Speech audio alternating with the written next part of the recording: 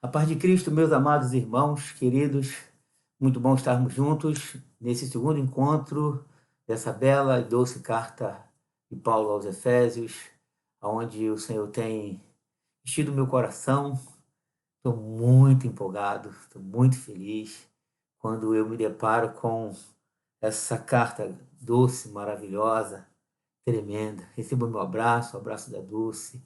Em nome de Jesus, domingo, se Deus quiser, estaremos juntos, dando continuidade a 1 Coríntios, em Cristo Jesus, adorando a Deus, louvando o nome do Senhor, às 9h30. Se você puder chegar um pouquinho mais cedo na igreja, para orar, para buscar a Deus, precisamos buscar o Senhor. Pela manhã a igreja é aberta 1 hora antes, à noite a igreja é aberta 1 hora antes. Nós estamos em oração, buscando a Deus, e o que eu tenho orado ao Senhor para que nós sejamos despertados, para que a gente se volte para Deus, que a gente busque a Deus, que a gente invoque o nome do Senhor. Não só nesse período de pandemia, mas pós-pandemia, até Jesus voltar, Ele é sempre Ele. E é muito bom estarmos juntos, adorando e louvando o nome do Senhor. Bom, semana próxima passada tivemos o primeiro encontro, que foi uma palavra introdutória, panorâmica, onde a gente olhou assim uma perspectiva de todo o livro, mostrando assim, tocando nos temas que se desenvolvem dentro dessa carta. No entanto, eu mostrei para os irmãos que o tema central da carta é a redenção. Deus Pai enviando seu Filho para nos salvar. Então, a partir daí, o Senhor vem e desenvolve todos os assuntos, tudo que Ele fez, a triunidade se manifestando de uma maneira maravilhosa. Ok, então eu estou muito assim ansioso para expor esse bloco maravilhoso. No capítulo 1, hoje a gente entra no capítulo 1, do versículo 3 ao versículo de número 14, onde o apóstolo Paulo diz o seguinte: Bendito Deus e Pai de nosso Senhor Jesus Cristo, que nos tem abençoado com toda sorte de bênção espiritual nas regiões celestiais em Cristo, assim como nos escolheu nele antes da fundação do mundo, para sermos santos, irrepreensíveis, perante ele em amor. Ele nos predestinou para ele, para a adoção de filhos, por meio de Jesus Cristo, segundo o beneplácito de sua vontade, para louvor da sua glória, que ele nos concedeu gratuitamente no amado, no qual temos a redenção, pelo seu sangue, a remissão dos pecados, segundo a riqueza da sua glória, que Deus derramou abundantemente sobre nós, em toda sabedoria e prudência, desvendando-nos o mistério da sua vontade, segundo o seu beneplácito que propusera em Cristo, e fazer convergir nele, na dispensação da plenitude dos tempos, todas as coisas, as do céu e as da terra. Glória a Deus. Nele, digo, no qual também fostes feitos heranças, predestinados segundo o propósito daquele que faz todas as coisas segundo o conselho da sua vontade, a fim de sermos para louvor da sua glória, nós, os que de antemão esperamos em Cristo, em quem também nós, em quem também vós, depois que ouviste a palavra da verdade, o evangelho da vossa salvação, tendo nele também crido, fostes selados com o Santo Espírito da promessa, o qual, esse Santo Espírito, esse selo, é o penhor, é a segurança da nossa herança, até ao resgate da sua propriedade. Aleluia. Em louvor da sua glória. Que delícia. Pai querido, oh, meu Deus, tua palavra é doce, tua palavra é maravilhosa. Abra o entendimento, ilumina os olhos dos nossos corações, para que nós possamos compreender o propósito eterno da criação, da redenção. Ó Deus, o chamado da eleição, daquilo que tu fizeste, do seu indicativo, da obra maravilhosa do Senhor no coração de cada um de nós. Eu te agradeço, te louvo por Cristo. Ó Deus, te louvo pela família, te louvo pela igreja, te louvo pela vida. Te louvo por tudo, porque tu és o Deus Todo-Poderoso, o Deus que tem propósito eterno, que estabeleceu todas as coisas. E nós estamos aqui, ó Deus, estudando a Sua palavra. E que o Teu Espírito Santo nos ilumine, nos inspire a falar. E, ó Deus, ilumine e inspire os irmãos a ouvirem. Que caia sobre nós temor e reverência. Que possamos, ó Deus, beber do Senhor, como Maria aos Teus pés, que se quebranta aos Teus pés, se queda aos Teus pés, para ouvir a palavra que estava saindo da sua boca. E tu falaste para Marta que ela tinha escolhido a melhor parte. Senhor, que nós possamos ficar com essa melhor parte. E o Senhor afirma que ninguém poderia tirar dela. E, consequentemente, ninguém poderá tirar de nós. Ó Deus, essa palavra doce. Obrigado e fala o nosso coração em Cristo Jesus e que os santos do Senhor digam amém. Muito bem, querida Igreja de Jesus Cristo. Bom, o que nós vamos ver nesse encontro? Que todo o parágrafo, do versículo 3 ao versículo 14, na verdade, ele é um hino de louvor. Quer dizer, uma doxologia, ou realmente um elogio, pois esta é a palavra que Paulo emprega, né? Porque percebam como Paulo começa essa doxologia, esse louvor, né? Esse elogio. Paulo começa louvando a Deus por nos ter abençoado com toda sorte concebível. No versículo 3 ele começa assim, ó: Bendito o Deus e Pai de nosso Senhor Jesus Cristo, que nos tem abençoado com toda sorte de bênção espiritual nas regiões celestiais em Cristo Jesus. Eu tenho passado assim um conflito nesses últimos dias, porque o que eu percebo é que a igreja ela tem, vamos dizer assim, medido, né, esse louvor, essa doxologia, né, esse elogio a Deus, no sentido das bênçãos temporais, das bênçãos físicas, né? Quando nós recebemos algo físico, material de Deus, a gente dá muita ênfase. Inclusive, os testemunhos que a gente seleciona, as igrejas que têm os testemunhos, via de regra, são testemunhos dentro desse aspecto temporal. Obviamente que a Bíblia, em momento nenhum, despreza as bênçãos temporais, porque ele é o Deus provedor, ele é o Deus protetor, ele é o Deus criador.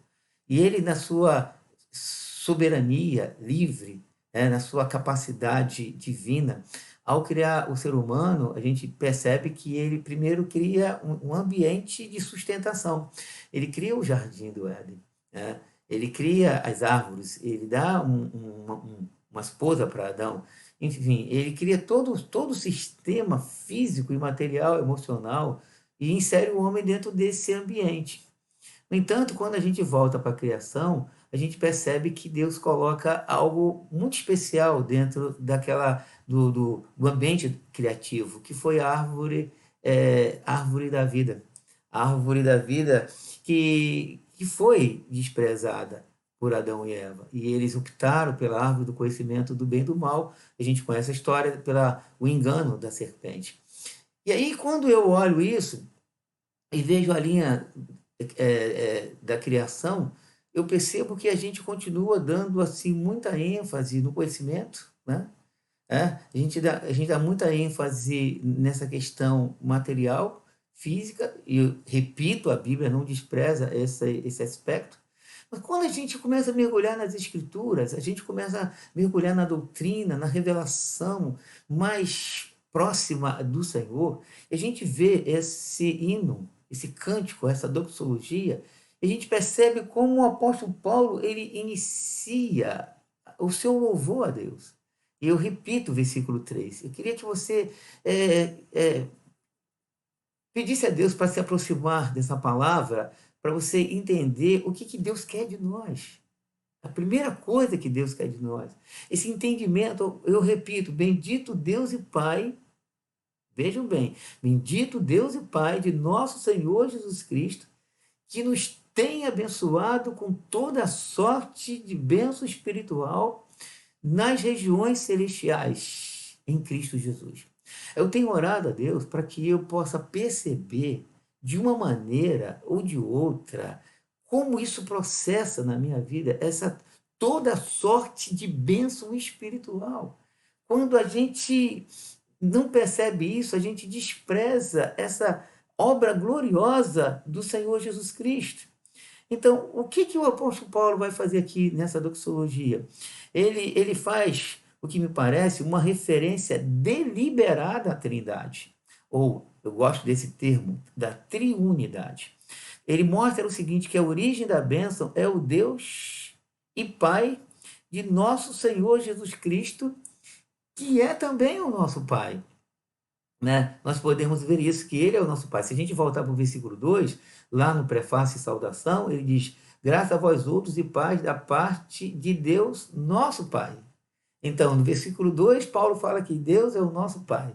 No versículo 3, ele fala que ele é o Pai do nosso Senhor Jesus Cristo. Então, ele mostra que a origem da bênção é o Deus e Pai de nosso Senhor Jesus Cristo, que também cuida de nós. É aquele paizão maravilhoso. É aquele paizão que domingo último, retrasado, quando eu falei para os irmãos que quando o pai viaja e o pai chega e o filho sabe que o pai vai trazer presente, o filho corre para o presente e esquece o pai. Nós não podemos esquecer o pai. Né? Os presentes estão aqui, não tem como ele não presente. A vida é um presente, a família é um presente, a igreja é um presente, o sol, a chuva, tudo é um presente de Deus. Né? A provisão é um presente, ele cuida. Os pássaros, ele disse: os pássaros eu cuido dele, olha os lírios, eu cuido dele, é um presente. Mas o presente maior é ele, o nosso Pai e o Pai do nosso Senhor Jesus Cristo. Então, a esfera da bênção de Deus Filho, onde o Senhor concentra a sua bênção, né? Ele libera essa bênção a nós através do seu Filho, porque em virtude da nossa união com Jesus, que Deus nos abençoou. Né? Eu digo que Deus nos abençoou em virtude em relação a Cristo, no sentido do que Paulo está falando aqui no versículo 3. Tem nos abençoado com toda sorte de bênção espiritual, porque quando a gente olha a criação, existe uma bênção comum que Deus sustenta o ímpio, o ateu, cai chuva sobre todos eles, sobre os bons, sobre os maus. Como disse o Senhor Jesus Cristo, né, a humanidade está sendo sustentada pela mão do Senhor, mas aqui, o sentido aqui é outro, né? Quer dizer que em Cristo Jesus nós somos abençoados com toda sorte de bênção espiritual, né? E a igreja de Jesus, ela é abençoada. A igreja de Jesus, ela desfruta dessa bênção espiritual, ou bênção, podemos chamar de bênção do Espírito Santo. Parece que a gente ainda não acordou para isso. Parece que as nossas orações, o nosso foco, o nosso trabalho, o nosso empenho, é tudo em função do temporal. Parece que a gente vive assim, muito amarrado no temporal. Isso tem gerado conflito dentro de mim. Inclusive, no sentido da morte física, a gente não celebra a morte, ela é um inimigo. Eu tenho pensado muito nisso, né? E aí, vendo assim a tristeza, a nossa tristeza da perda dos irmãos, que é comum, que é natural, Jesus chora quando vê Lázaro morto, né? Mas quando eu vou para as Escrituras, Paulo fala o seguinte: meus irmãos, não quero que sejais ignorantes com respeito aos que dormem, para que não os entristeçais como os demais. Aí ele começa a mostrar a esperança da ressurreição, a esperança do céu, a esperança do arrebatamento, a esperança um dia que nós vamos nos encontrar com o Senhor. Isso não tira a tristeza emocional da humanidade, mas isso nos remete para uma coisa muito mais superior, que a nossa vida, ela não está firmada no temporal. Há uma promessa de eternidade para nós. A vida, ela não termina aqui. É como, voltando aqui para o presente, há uma promessa de espiritualidade, há uma promessa de abundância presente, há uma promessa de revelação progressiva de Deus, há uma promessa de bênção espiritual do Senhor, de nós vivermos nessa região celestial em Cristo Jesus, desfrutando daquilo que Deus tem reservado para nós agora. Sabe, agora, uma dimensão mais profunda agora, uma dimensão de relação com Deus mais profunda agora, uma bênção do Espírito Santo agora. Né? Eu sei que tem uma bênção escatológica, no entanto, é escatológica. O que Paulo está mostrando aqui é algo que Deus está operando agora, no presente. Então, quando nós olhamos esse versículo 3, que bendito Deus e Pai, que nos tem abençoado com toda sorte de bênção espiritual, eu percebo que é o seguinte: não existe maldição sobre nós. Não existe. A doutrina da quebra de maldição que alguns aplicam sobre os filhos de Deus não é verdade. Porque quando Paulo diz que ele tem nos abençoado com toda sorte de bênção espiritual, toda, não falta uma. Deus libera sobre nós, sobre seus filhos, na mediação de Jesus Cristo, as bênçãos espirituais em que nós devemos de desfrutar. Então, essa frase pode significar toda sorte de bênção do Espírito. Por que a gente pode usar toda sorte de bênção do Espírito? Que, como agente divino, o Espírito Santo, ele aplica a obra de Cristo no nosso coração. A gente vê o trabalho, nós vamos ver nessa carta o trabalho da triunidade, o Pai, o Filho e o Espírito Santo aplicando o Paráclito, o ajudador, o Consolador, aquele que está ao nosso lado e fazendo com que nós venhamos a desfrutar disso. E a pergunta que eu faço para nós é o seguinte: nós temos desfrutado disso? Nós temos percebido o Espírito Santo trabalhar no nosso coração? Eu tenho orado, pedido a Deus para que Deus faça de mim o que ele fez na vida de Zacarias. A Bíblia diz lá em Lucas que Zacarias ele foi um homem guiado pelo Espírito. O Espírito revela que ele veria Jesus. E quando ele pega Jesus, aquele menino com 8 dias de nascido, ele diz: agora, Senhor, despede o teu servo, porque os meus olhos viram a tua salvação. Aquele ancião, inspirado pelo Espírito Santo, o Espírito Santo estava trabalhando na vida dele. Então, meus irmãos queridos, será que o Espírito Santo cessou? Será que o Espírito Santo não trabalha mais na nossa vida? Será que o Espírito Santo só está preocupado em trazer preocupação para nós, que a gente vai comer amanhã, que a gente vai ser amanhã, o que vai ser de amanhã, o que eu vou fazer amanhã, o que eu vou construir amanhã, o que eu vou ter amanhã, o que vai ser meu filho amanhã, o que vai ser meu neto amanhã? Será que a gente esquece a aplicação do Espírito Santo na nossa vida hoje? Deus quer nos acordar. Deus quer nos despertar pelo poder do Espírito Santo para a gente descobrir o que Ele coloca aqui nessa palavra maravilhosa. Meus irmãos, a fonte está jorrando, a mesa está posta, o Espírito Santo está trabalhando na nossa vida. Então, esse parágrafo é uma estrutura trinitariana. Vamos ver como o apóstolo Paulo divide essa estrutura. Do versículo 4 ao versículo 6, ele coloca o Pai elegendo. Aí eu vou ler, porque o texto que é inspirado, a nossa segurança é o texto. A interpretação nem sempre é inspirada, mas o texto é plenamente inspirado. Então preste atenção no texto. Às vezes a gente não valoriza o texto, a gente valoriza, às vezes, o ponto de vista, a gente valoriza a interpretação, a gente valoriza os exemplos, as aplicações. Coisa prática, a gente quer coisa prática. Eu não quero coisa prática, eu quero a palavra inspirada de Deus. Então, vamos ver como Paulo faz isso. Do versículo 4 ao versículo 6, ele mostra Deus elegendo. Assim, Deus, falando de Deus, como nos escolheu nele antes da fundação do mundo, para sermos santos, irrepreensíveis perante ele em amor, nos predestinou para ele, para a adoção de filhos, por meio de Jesus Cristo, segundo o beneplácito da sua vontade, para louvor da glória da sua graça, que ele nos concedeu gratuitamente no amado. Então, verso 4 ao verso 6, ele fala do Pai elegendo. Do versículo 7 ao versículo 12, ele mostra o Filho remindo.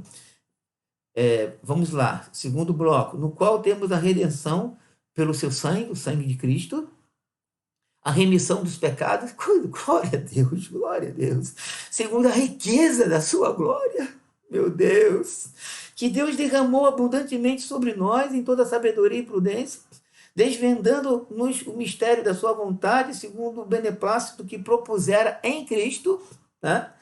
De fazer convergir em Cristo, na dispensação da plenitude dos tempos, todas as coisas, tanto as do céu como as da terra, nele, digo, em Cristo, no qual também fostes herança, predestinados segundo o propósito daquele que faz todas as coisas, segundo o conselho da sua vontade, a fim de sermos para louvor da sua glória, nós os que de antemão esperamos em Cristo. Então, primeira parte, Deus elegendo. A segunda parte, o Filho remindo. E a terceira parte, o Espírito selando. Versículo 13 e o versículo 14. Em quem também vós, depois que ouviste a palavra da verdade, o evangelho da vossa salvação, tendo nele também crido, glória a Deus. O que aconteceu conosco? O que o Paulo coloca? Foste selado com o Santo Espírito da promessa. O Pai elege, o Filho, o que o Filho faz? O Filho redime. Aí a gente ainda precisa, a gente precisa do selo. A gente precisa ainda dessa herança, o qual é o penhor da nossa herança, o penhor, a segurança da nossa salvação, até o resgate da sua propriedade em louvor da sua glória. Então, vejam a doxologia. Paulo exalta o Deus trinitariano, né? O Pai fazendo uma obra. O que nós percebemos aqui nesse bloco? Que todo o propósito do Deus eterno será cumprido na vida do seu povo. Vou repetir. Se você ler com cuidado, você vai perceber que Deus vai nos levar a bom termo, porque Ele elege, o Filho redime, e Ele não nos entrega aos nossos desejos e às nossas forças e às nossas capacidades. Porque quando o apóstolo Paulo fecha essa doxologia, ele diz que nós somos selados pelo Espírito Santo. E aqui está a grande diferença da igreja, que esse selo é o penhor, é a segurança da nossa herança até o resgate da sua propriedade, como diz aqui o versículo de número 14. Então, a obra de Deus é significativa, a obra de Deus é profunda, a obra de Deus ela é maravilhosa na nossa vida. Louvado seja o nome do Senhor. Então, o que nós podemos ver? Primeiramente, vamos falar nessa doxologia e nessa carta que Paulo começa do Pai. Deus Pai é a fonte, a origem de toda a bênção que desfrutamos. Vou repetir, Deus Pai é a fonte, a origem de toda a bênção que desfrutamos. O Criador do universo, aquele que nos criou segundo a sua imagem, segundo a sua semelhança. Sua iniciativa, a iniciativa de Deus, é exposta de modo claro, pois Ele mesmo é o sujeito em quase todos os verbos principais desse verbo. Isso é importante. E quando Paulo começa a colocar a doxologia, esse louvor, ele coloca Deus como sujeito. A pessoa ativa, aquela pessoa que trabalha. Então, primeiro, no versículo 3, ele começa colocando Deus como sujeito, né? Com esse agente maravilhoso. É Ele que nos tem abençoado. Viu? Perceberam o versículo 3? Bendito Deus e Pai, né? Porque é Ele que nos tem abençoado. Versículo 4. Ele quem nos escolheu. Nós vamos falar sobre eleição, que é um assunto controverso para alguns, difícil para alguns, porque a gente não descansa nele. A gente não descansa no Criador. A gente não descansa nesse Deus que a Bíblia coloca como soberano e livre. A gente tenta, vamos dizer assim, trazer uma solução dentro da pequenissimamente limitada criativa do ser humano. Mas o apóstolo Paulo diz no versículo 4, né, assim como nos escolheu nele. O que me traz paz é isso. Agora, como isso funciona, eu não tenho resposta e não estou muito interessado nisso, não. Né? Como é que Deus fez isso? Eu, obviamente, desculpe, poderia até tentar descobrir, mas eu sei que eu não vou descobrir. Então, vou me descansar na soberania e no amor profundo do Senhor. No versículo de número 5, diz que Ele nos predestinou para a adoção de filhos. No versículo 6, fala que Ele quem nos concedeu gratuitamente a sua graça. Percebam o sujeito, Deus fazendo, Deus operando, Deus ativo. No versículo de número 9 e número 10, diz que Ele também nos desvendou Sabe o que é desvendar? Ele tira a cegueira espiritual, desvendou sua vontade e seu propósito que propusera em Cristo de fazer convergir nele todas as coisas. Então, foi Deus e o Pai que fez isso em nós. No versículo 11, nós lemos que, além disso, Deus faz todas as coisas segundo o conselho da sua vontade. Meus irmãos, isso é profundo demais. Então, quando nós olhamos a igreja e olhamos a operação de Deus, aí eu volto para a palavra conflito. É porque eu percebo que a igreja ela não percebe essa obra de Deus na nossa vida. A gente tem um conceito muito ralo do evangelho, a gente tem um conceito assim muito temporal do evangelho, a gente tem um conceito muito humano do evangelho. Nós temos um conceito muito o homem centralizado no evangelho, mas o evangelho não é o homem centralizado. O evangelho é Deus centralizado, é a triunidade centralizada. O evangelho é algo muito mais profundo. Quando Deus nos chamou, e quando a gente vê esse bloco aqui, nós podemos ver uma explosão de riqueza, uma explosão de indicativo de Deus, Deus operando de uma maneira profunda na nossa vida. Aí eu volto novamente para a palavra conflito. Onde que nós estamos nisso? Qual o lugar que nós estamos sentados à mesa? Onde a nossa mente tem sido focada? O que a gente tem desfrutado disso? A gente vive mais uma opressão temporal, a gente vive mais o que Jesus disse, não andeis ansiosos pela vossa vida, a gente fica tomado de ansiedade, quase que embriagado de ansiedade, de solucionar coisas que a gente nem sabe se a gente vai dar continuidade amanhã, que a gente não sabe nem se vai estar vivo amanhã, que a gente vai conseguir coisas amanhã. Não estou dizendo que a gente vai deixar os nossos projetos na gaveta, não é isso que eu estou dizendo. Estou dizendo que Deus tem algo maior para nós, Deus tem algo mais profundo para nós. Deus quer que nós estejamos mais aos seus pés, Deus quer que nós desfrutemos mais dessa realidade espiritual, dessa vida espiritual, dessa dimensão espiritual, né? Como o apóstolo Paulo ele disse, por causa da sublimidade do conhecimento de Cristo, eu tive tudo como refúgio para ganhar a Cristo. Então Paulo, por esse conhecimento dessa vida maravilhosa, intensa espiritual, ele disse, eu coloquei tudo como refúgio. Acho que a gente tem feito o contrário. A gente tem valorizado muito essas coisas dessa vida, esquecido da obra, daquilo que Deus tem feito na nossa vida. Agora, vamos voltar aos verbos desse bloco, mas voltando para sair dos verbos, para a gente entrar nos substantivos que existe aqui. Paulo se refere em sucessão rápida aos adjetivos de Deus, né? Mostrando que ele nos ama, o amor de Deus.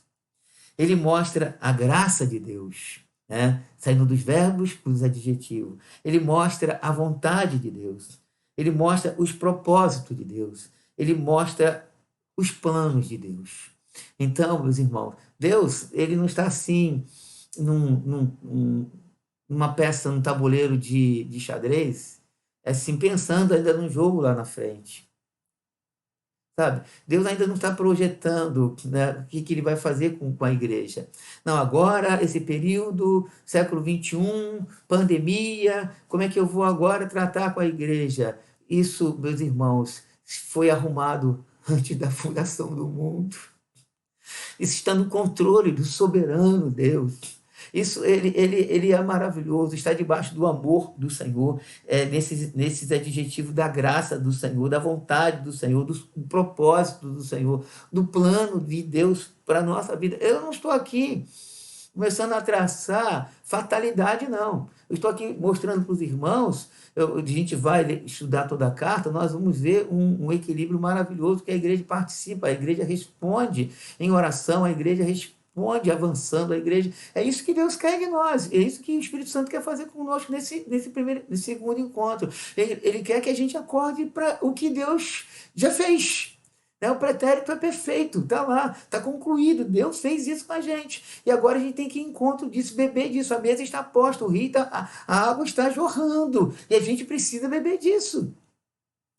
No entanto, a gente precisa saber que ele que fez essas coisas maravilhosas na nossa vida. Então, é, nós podemos voltar e nos juntar ao apóstolo Paulo, lá no versículo 3, quando a gente vê essa sucessão de verbos, de adjetivos, de obra trinitariana, Deus Pai, Deus Filho, Deus Espírito Santo, operando na nossa vida. A gente volta para o versículo 3. Eu queria que você, se tivesse de Bíblia aberta, lesse comigo alto, em voz alta, ou então me acompanhasse, né?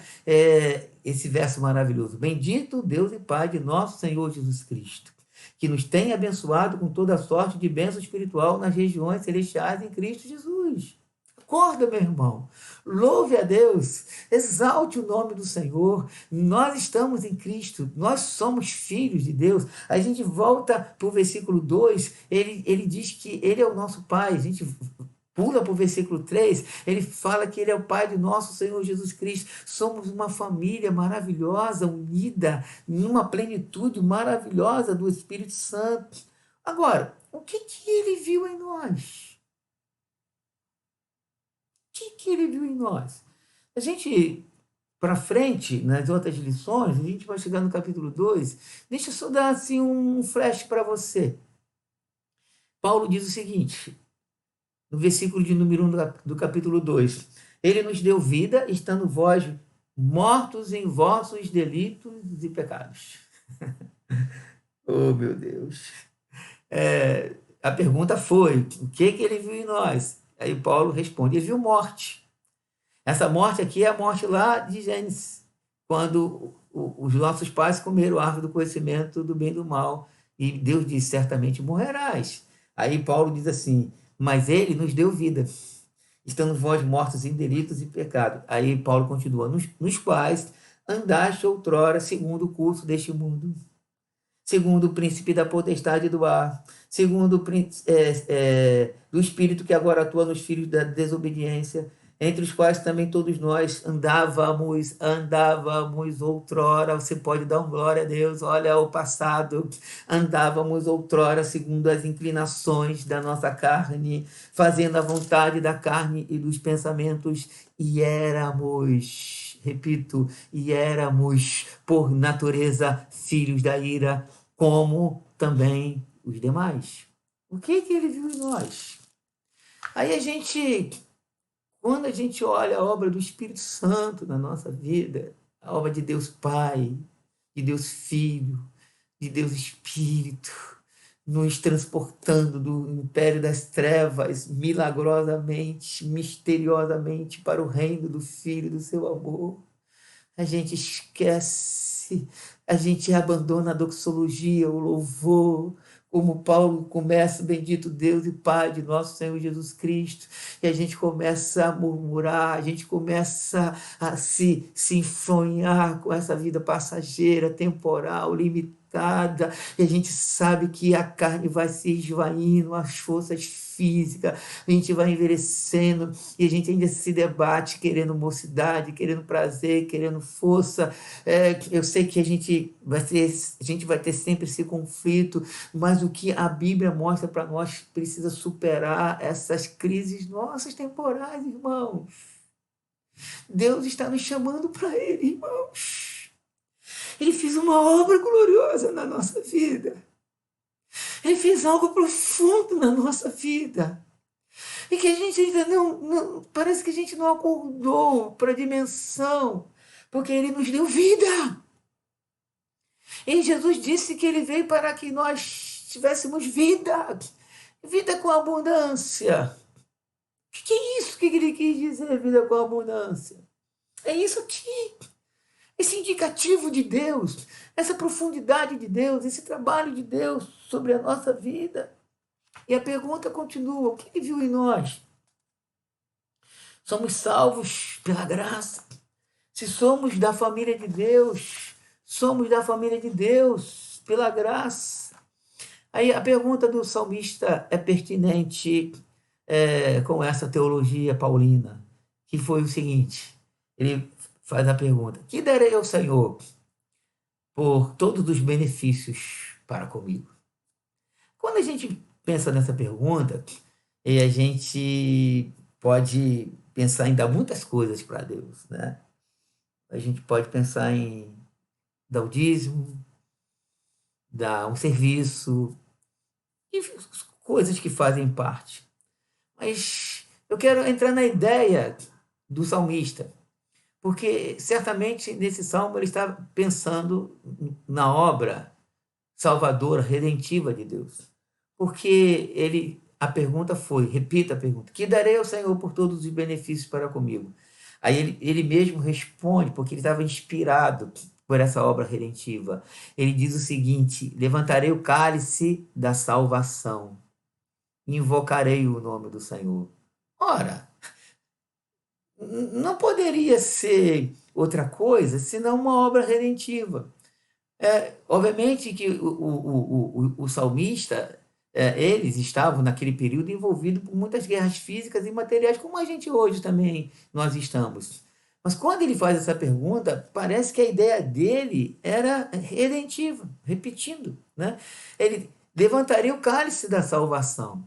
E a pergunta que eu faço para nós nesse encontro é o seguinte: quando a gente olha essa obra redentiva, o que que você sente na sua alma nessa noite, ao se encontrar com essa bela palavra inspirada, pela obra da triunidade na sua alma, naquilo que Deus fez por você?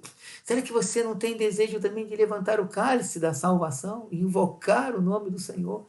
Parece simples uma ação, mas é um grande flash de entendimento de uma obra graciosa de Deus, daquilo que Deus fez com a nossa vida. Gente, nós somos salvos. A gente não tem ideia do que é salvação. Sabe, eu acho que o grande abismo, o grande ato é que a gente não tem ideia da salvação. Nós somos como os apóstolos, né? Que eles foram numa comissão e eles curaram os enfermos, expulsaram o demônio. Jesus viu que disse para eles que viu Satanás cair como um relâmpago do céu. E aí os discípulos voltaram jubilosos, que de fato é uma alegria a gente ver Deus curando, Deus salvando, Deus libertando.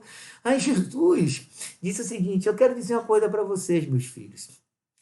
Alegrai-vos antes. Percebam que Jesus disse: alegrai-vos antes. Jesus não está tirando a alegria de ver a obra de Deus. Jesus não está tirando a nossa alegria de ver a provisão, de ver a família, de ver a igreja, de ver o sol, de ver a lua, de ver essas coisas todas. Mas Jesus disse: alegrai-vos antes, porque os vossos nomes estão arrolados no livro da vida do Cordeiro. Foi isso que Jesus disse. Jesus, ele prioriza a alegria. Jesus, vamos dizer, faz um catálogo da alegria. O que é prioritário?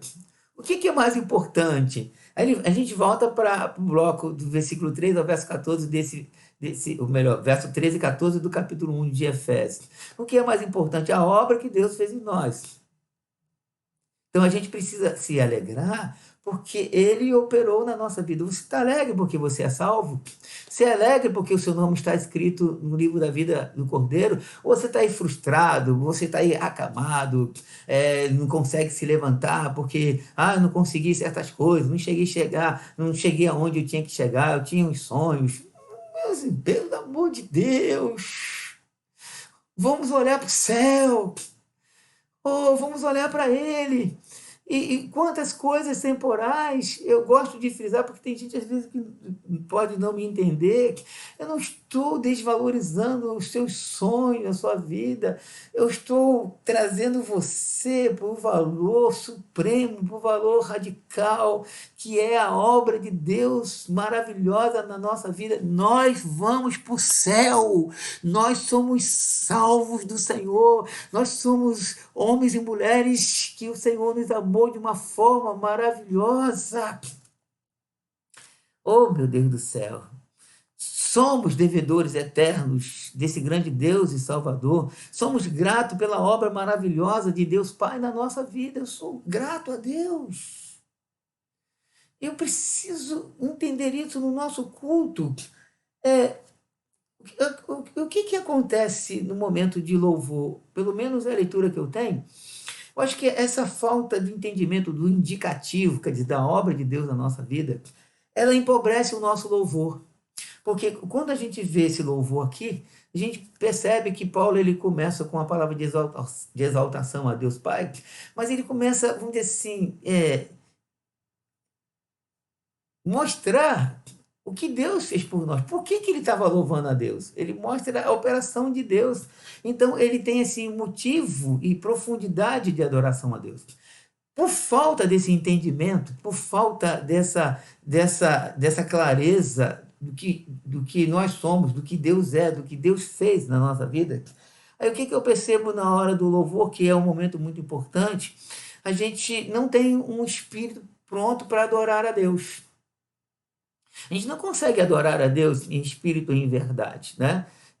Por quê? Porque uma maneira de nós exaltarmos ao Senhor é termos esse conhecimento de Deus, daquilo que Ele fez por nós no passado, daquilo que Deus está fazendo por nós no presente, daquilo que Deus vai fazer por nós no futuro, né? Porque assim como um dia nós fomos salvos, estamos sendo salvos e seremos salvos, essa é uma obra progressiva, né? Ao mesmo tempo que a gente tem um pretérito perfeito, uma ação pronta de Deus, Deus nos salvou no passado, Deus está nos salvando no gerúndio, Deus vai nos salvar no futuro. Então a gente pode ver uma obra maravilhosa do Senhor, e isso faz com que nós, lá no futuro, seremos semelhantes a Ele, e no momento do louvor, o louvor ele tem outro tom, tem outro tom, né?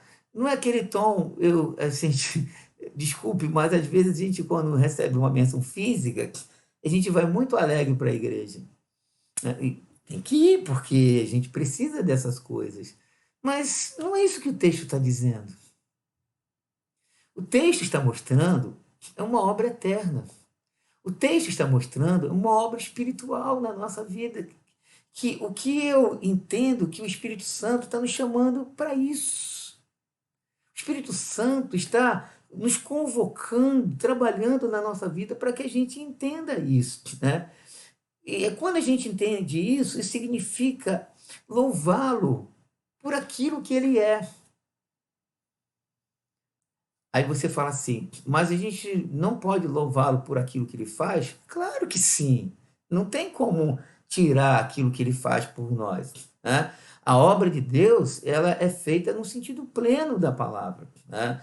Essas coisas que ele faz por nós, vamos dizer assim, elas são secundárias, elas são importantes, mas elas não são fundamentais, né? Porque a gente pode ver, por exemplo, pessoas paupérrimas, a gente vai nos países pobres da África, a gente vê um grande avivamento do Espírito Santo na vida de pessoas que não tiveram nada. A gente vai para a Bíblia, por exemplo, a gente tem um momento lá em Jerusalém de fome, né? A Macedônia teve que ajudar. A gente vê, mesmo assim, uma igreja cheia do Espírito Santo. A gente vê os irmãos dividindo as coisas. O que eu quero mostrar? Eu quero mostrar para os irmãos que, seja em qualquer período de abundância ou de escassez, a obra gloriosa, profunda que ele fez em nós, ela é fundamental, né?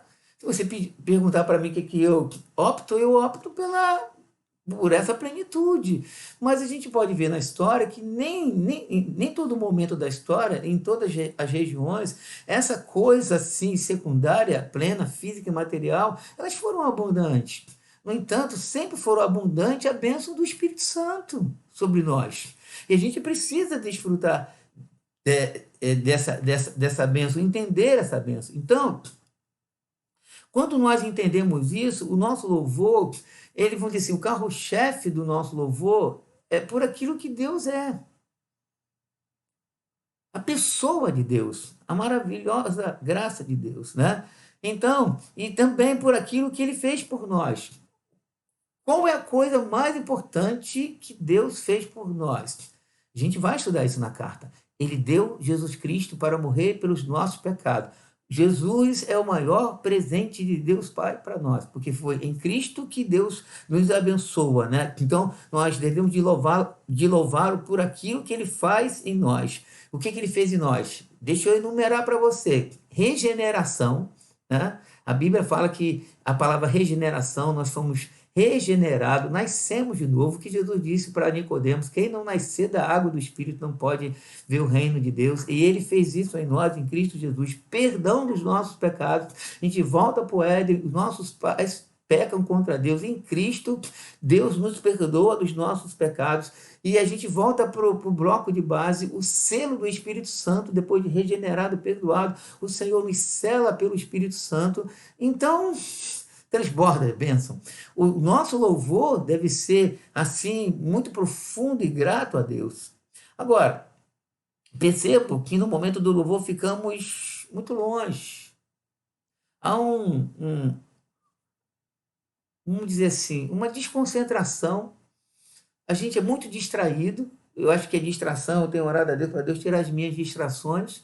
A gente é muito distraído, né? O que a gente vai fazer? Eu, por mais disciplinado que eu sou, porque a disciplina, ela, vamos dizer assim, ela não é fundamental. Ela é importante, mas não é fundamental. O que é fundamental? É o entendimento espiritual, né? Obviamente, a disciplina, ela caminha paralelo, mas se eu não tiver discernimento espiritual, ainda que eu seja disciplinado, eu não vou ter um conteúdo de louvor. Então, eu preciso ter entendimento espiritual, porque, às vezes, não, ele é disciplinado, mas pode ser um disciplinado, um nazista pode ser um disciplinado, um ateu pode ser um disciplinado. Então, o entendimento espiritual tem que vir na frente e eu adorar a Deus com esse entendimento. Aí, o que acontece? No momento do louvor, aí eu fico lá, levanta a mão, abre a boca, irmão, dá um glória a Deus, deixa sair uma palavra, quase que dando uma gravata na igreja, para que a igreja possa ter uma expressão de louvor. Meus irmãos, me perdoe, isso não é louvor. Isso aí é vamos dizer assim, um entusiasmo, um incentivo emocional. E às vezes eu conversando com tem um irmão que eu converso pelo menos uma vez por mês, que ele é da Assembleia de Deus, aí ele fala, brinca comigo. Aí, bispo, os irmãos dão glória a Deus lá na Nova Vida, pode dar glória a Deus na Nova Vida. Aí eu falei com ele o seguinte, que a questão de dar glória a Deus, e a gente fala assim, não, glória a Deus, né? E a gente fala assim, puxa, a igreja está fervorosa. Aí eu disse para ele assim, tem uma grande diferença numa igreja que dá glória a Deus por motivação, e uma igreja que dá glória a Deus por esse entendimento espiritual, por inspiração do Espírito Santo. Você já viu aquele culto onde o glória a Deus vem?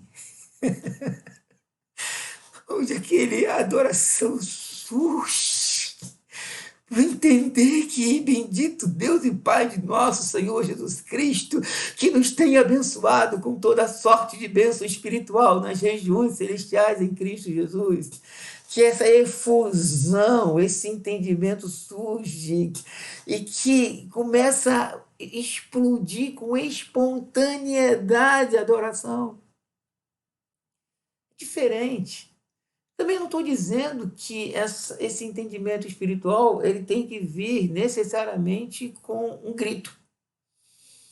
Porque o louvor, a adoração, essa doxologia, ela tem vários aspectos. Ela tem um aspecto do grito, da celebração, do júbilo, ela tem um aspecto da contrição, ela tem um aspecto da lágrima, ela tem um aspecto do silêncio. A gente não pode fechar a questão de uma igreja pentecostal, de uma igreja fervorosa, no sentido só do grito. Né? A gente pode ver o Elias tendo uma experiência no cicio brando e tranquilo da presença de Deus. A gente tem uma experiência do Pentecoste tão forte que as pessoas pensavam que eles estavam embriagados.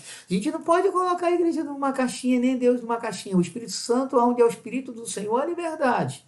A gente precisa entender isso. A igreja é fria. Eu não sei o que significa na verdade, essa expressão, o que é uma igreja fria? Para mim, no meu entendimento, uma igreja fria é uma igreja que não entende a obra de Deus na vida dela e não consegue expressar com toda a sua força. E quando digo toda a sua força, é no sentido vamos dizer assim, de uma característica pessoal. Eu tenho o meu jeito, eu sou emocional, eu sou colérico, sou assim elétrico, eu preciso de mais equilíbrio, mas tem gente que é mais lento. Mas não significa que ele seja menos fervoroso que eu sou, porque eu sou elétrico. Eletricidade não significa fervor. Eletricidade significa temperamento, né? Mas aqui dentro, esse entendimento, essa adoração a Deus, dizer assim, eu te amo, de novo, eu me empolgo. Sabe, eu me empolgo. Mas cada um tem um jeito de se empolgar. Empolgue do seu jeito, seja do seu jeito. Mas como a gente pode fazer isso? Entenda isso, mergulhe nisso. Veja o que Deus fez por você. Você tem o Espírito Santo, você foi selado, eu fui selado. Deus trabalha na sua vida, Deus trabalha na minha vida. Então responda do seu jeito, responda como o Espírito Santo te mova a responder. Entende? Deus não tem assim aquele carro, aquele caminhão, como a gente brinca, cheio de japonês, tudo com a mesma cara, com o mesmo. Não, Deus é um montão de filho diferente. O que é igual? O igual é a obra que ele fez na nossa vida. E a gente responde ao Senhor de uma maneira fervorosa. Aí voltando ao louvor da igreja, há uma muita distraição, a gente é muito distraído. E a gente até escolhe os hinos, né? Aí eu gosto daquele hino, sabe? A gente até. Poxa, aí, alguns falam assim, poxa, quando a gente canta aquele hino, o fogo cai. Que estranho. A gente relaciona o poder de Deus com o hino que a gente canta. A gente sempre canta aquele hino, porque aquele hino faz a diferença. Hino faz a diferença. Não vou botar dentro de uma caixinha. Não quero, vamos dizer assim, ser muito radical nisso. No entanto, eu particularmente, eu entendo que quando eu percebo a obra de Deus na minha vida, pode ser um da harpa, do cantor cristão, corinho novo, que tem gente que fala, não, corinho novo, o Espírito Santo continua inspirando hinos novos. O Espírito Santo, ele não inspirou só o hino da harpa e do cantor cristão, ele tem muitos hinos inspirados, contemporâneos, né? Aí tem gente que recrimina, não, meus, pelo amor de Deus, o Espírito Santo é livre, o Espírito Santo é maravilhoso, né? O Espírito Santo é tremendo, né? E aí eu quero fechar repetindo a bela lista que eu li para os irmãos da pessoa de Deus. O que ele fez conosco? No versículo de número 4 a 6 desse capítulo 1, o Pai elege. No versículo de número 7 a 12, o Filho redime. Do versículo 13 ao versículo 14, o Espírito Santo ele sela. Isso falando da triunidade. Aí voltando para a pessoa de Deus Pai como sujeito. Ele nos tem abençoado. Aí eu volto para o versículo 3. No versículo 4, Deus nos escolheu. No versículo 5, ele nos predestinou para a adoção de filhos. No versículo 6, ele quem nos concedeu gratuitamente a sua graça. No versículo 9 a 10, quem também nos desvendou a sua vontade e seu propósito que propusera em Cristo Jesus, de fazer convergir nele todas as coisas. No versículo 11, além disso, faz com que todas as coisas, ele faz conforme todas as coisas, segundo o conselho da sua vontade. Soberania de Deus. Então, quando nós olhamos essa introdução maravilhosa, não tem como a gente deixar de louvar o Senhor, exaltar o Senhor. Eu fecho dizendo para você, valorize o que Deus fez por você. Com isso, você vai valorizar o culto a Deus. Chegue na hora do culto. Eu sei que às vezes acontece uma eventualidade e alguém chega atrasado na hora do culto. Mas seja mais assim pronto, né? Procure chegar na hora do culto. Procure, vamos dizer assim, eu vou cultuar a Deus, né? E leve a sua oferta com esse entendimento espiritual, né? Porque o louvor, ele é um momento muito especial para nós. O louvor é tão especial que quando nós olhamos nas Escrituras, o que a gente pode perceber? Que no céu não vai haver oração, né? Pelo menos é o que parece, né? O que no céu, a gente não encontra isso na escatologia, né? a não ser as almas debaixo do altar, mas o desfecho ainda da volta de Jesus não foi completo, né? Eles estavam lá clamando, mas quando for completo, a gente percebe que não vai ter oração, não vai ter jejum. O que que a gente percebe no céu? Sabe o que a gente percebe? Muito louvor, muita adoração. E aí quando a gente lê sobre o louvor, lá no livro do Apocalipse, a gente vê o louvor relacionado à obra de Deus Pai na pessoa do Filho e no poder do Espírito Santo.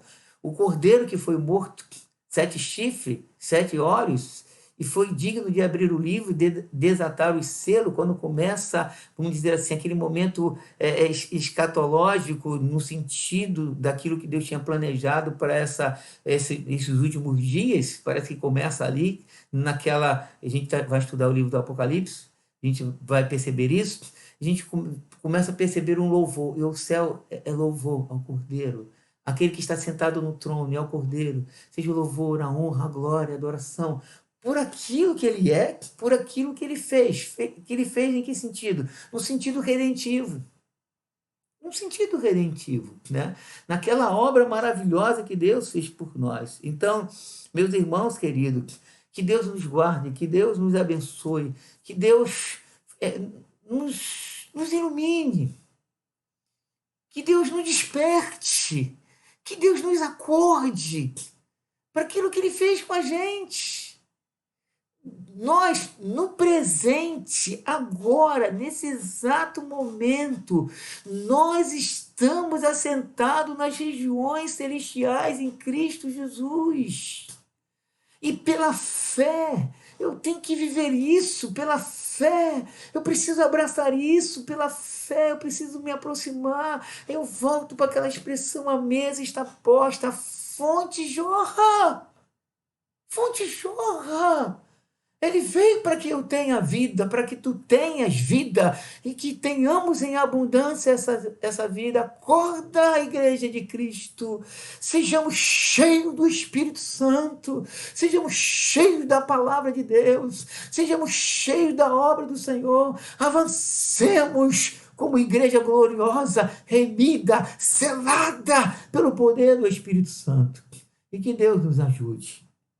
Vamos orar. Nosso Deus e nosso Pai, te agradeço pela obra gloriosa, pelo indicativo do Senhor nas nossas vidas, pela palavra inspirada, pela palavra suprema. Acorda a sua igreja, desperta a sua igreja, Senhor, para que a tua igreja perceba, ó Deus, como tu és bom, e que possamos nos juntar a esse belo coral. Bendito Deus e Pai de nosso Senhor Jesus Cristo, que nos tenha abençoado com toda sorte de bênção espiritual nas regiões celestiais. E nós temos nos esquecido, temos vivido distraídos, ó Deus, como que a nossa vida fosse, ó Deus, totalmente limitada a esse padrão físico e temporal. Mas o Senhor disse para os apóstolos, quando eles voltam da comissão de evangelização: vocês podem até se alegrar com essas coisas, com a obra, com o que eu estou fazendo através de vocês, mas eu quero chamar vocês para algo superior. Alegrai-vos antes, porque os vossos nomes estão arrolados no livro da vida do Cordeiro.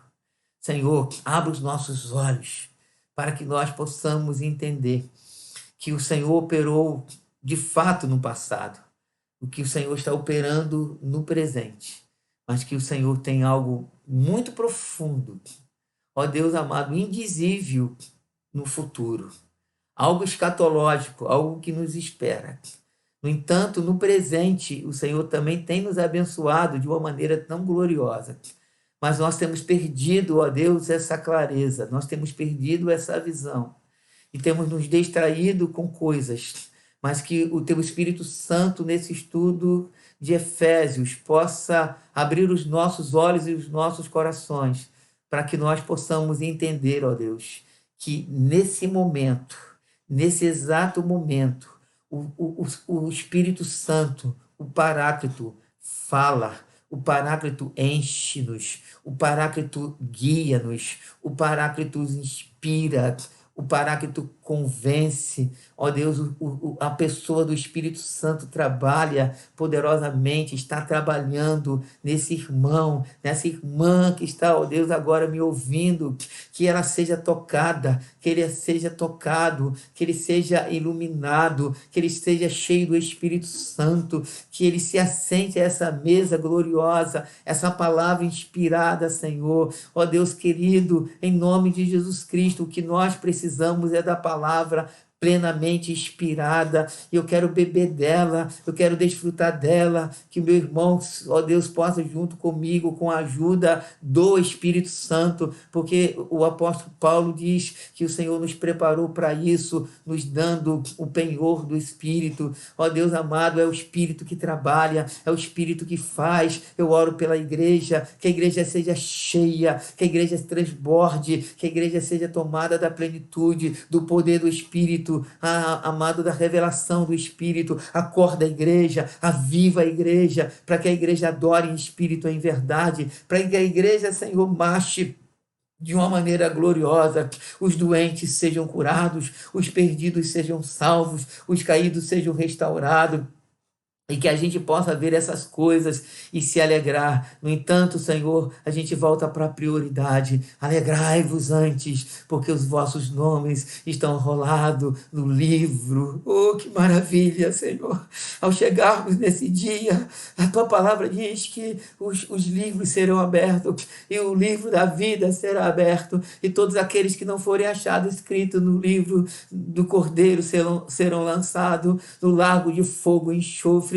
Mas, ó Deus, eu fico imaginando, pensando nesse momento glorioso, aonde eu chegar na sua presença, e, ó Deus, o meu nome Jorge Carvalho Virgínio, vinde, meu filho, vinde receber o reino que está preparado para você antes da fundação do mundo. Que coisa gloriosa! A Dulce, o Estevão, o Jonatas, a Oswaldina, Noélia, João, Pedro, cada irmão que está me ouvindo, Senhor, pela fé, Senhor amado, e vai ouvir o seu nome, e, ó Deus, ouve, vinde, bendito do meu Pai. Senhor, que momento indizível, glorioso. Ó Deus, não temos como montar esse cenário glorioso, mas pela fé nós imaginamos, ó Deus, a nossa entrada no reino eterno, onde nós estaremos para sempre com o Senhor. E, ó Deus, até chegarmos lá, nesse momento, no presente, o Teu Espírito Santo está trabalhando, o Teu Espírito Santo está nos guardando. Como disse o apóstolo Paulo nessa doxologia no verso 14, Ele é o penhor da nossa herança, Ele é a segurança da nossa herança, e Ele coloca, Senhor, uma palavra maravilhosa: até o resgate da sua propriedade, para o louvor da sua glória. Obrigado, Senhor, porque Tu estás conosco. A Tua vara e o Teu cajado nos consola. Renova a igreja, enche a igreja do Espírito Santo, desperta a igreja para a obra gloriosa do Senhor, aquilo que Tu estás fazendo na nossa vida, Senhor. Espírito, enche a minha vida. Espírito, enche a nossa vida. Espírito, enche a minha vida, enche-me com Teu poder, pois de Ti eu quero ser. Espírito, enche o meu ser. Você pode cantar comigo? Espírito, enche a minha vida, enche-me com Teu poder, pois de Ti eu quero ser. Espírito, enche o meu ser. As minhas mãos eu quero levantar e em louvor Te adorar. Meu coração eu quero derramar diante do Teu altar. as minhas mãos eu quero levantar e em louvor te adorar. Meu coração eu quero derramar diante do teu altar. Meus queridos irmãos, o imperativo de Deus para nós é: enchei-vos do Espírito. Enchei-vos do Espírito. Essa é a vontade de Deus para nós. É isso que Deus, o propósito eterno de Deus é isso. E nós estamos muito distraídos com outras coisas. Perdemos a direção. Mas tomara a Deus que, como os discípulos no caminho de Emaús, que se assentaram à mesa com o Senhor, ao Jesus expor as Escrituras a respeito dele, ao partir o pão, seus olhos se abrem, eles viram o Senhor e voltaram para o lugar de origem, que era Jerusalém. Ali que estava a promessa, ali que o Espírito Santo cairia sobre eles e eles ficariam cheios do Espírito Santo. E eu creio que Cleopas e o seu amigo estiveram naquele momento do Pentecoste, quando eles voltam e falam para os discípulos que eles viram o Senhor. Tomara a Deus que nesse encontro Deus abra os nossos olhos e que voltemos para esse texto e percebamos que a obra de Deus na nossa vida é uma obra presente, é uma obra no gerúndio. Ele está trabalhando na nossa vida, mas nós vamos perceber que Ele quer que nós respondamos isso como? Buscando! Busque a Deus! E busque a Deus não é melhorar sua performance de busca, mas é melhorar o seu entendimento espiritual. E, obviamente, a performance vai ser modificada. Busque a Deus. Busque a Deus com entendimento. E que o amor de Deus, a graça de Cristo, as consolações do Espírito estejam com todos, desde agora e para todo sempre. E que os santos, cheios do Espírito Santo, digam amém. Até domingo, se Deus quiser.